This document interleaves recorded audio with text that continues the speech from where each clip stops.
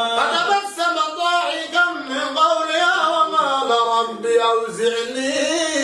أن أشكر نعمتك التي أنعمت علي وعلى والدي وأن أعمل صالحا برحمتك في عبادك الصالحين وتفقد الدين فقال مالي كان من الغالبين لأعذبنه عذابا شديدا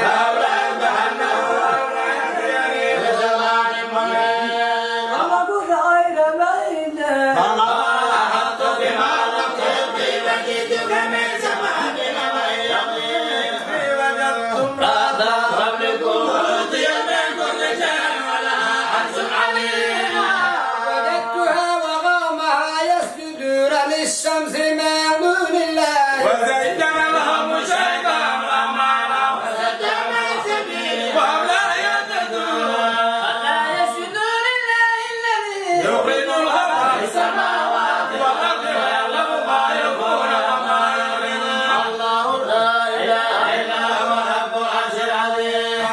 سننظر أصدقت أم كنت من الكاذبين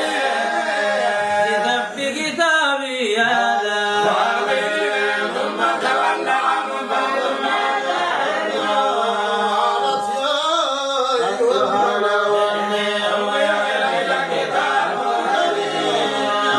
سليمان بسم الله الرحمن الرحيم قال يا أيتوني مسلمين قالت يا أيها الملأ أفتوني في أمري ما كنت قاطعة أمرا حتى تشهدون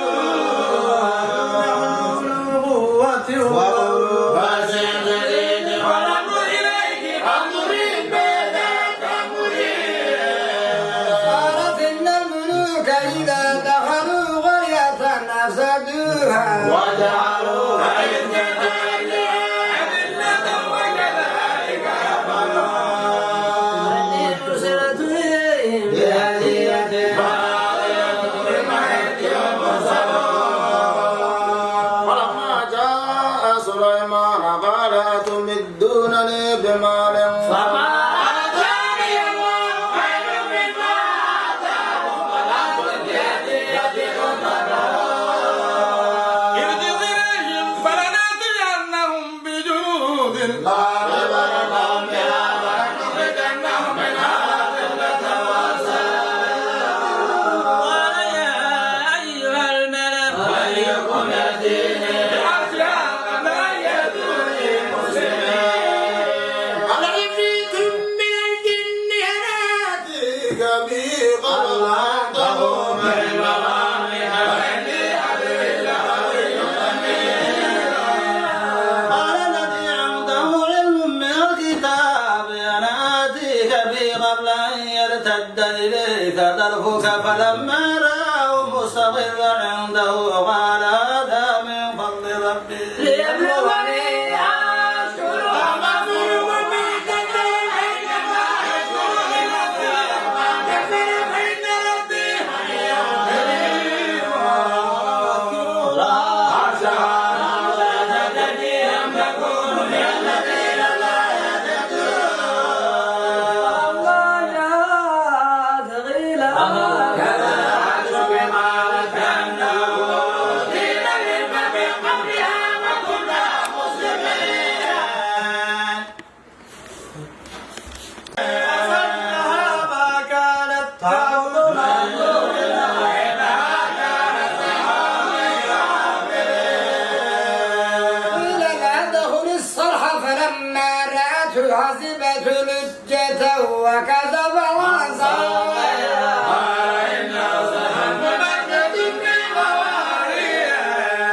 قالت رب إني ظلمت نفسي وأسلمت مع سليمان لله رب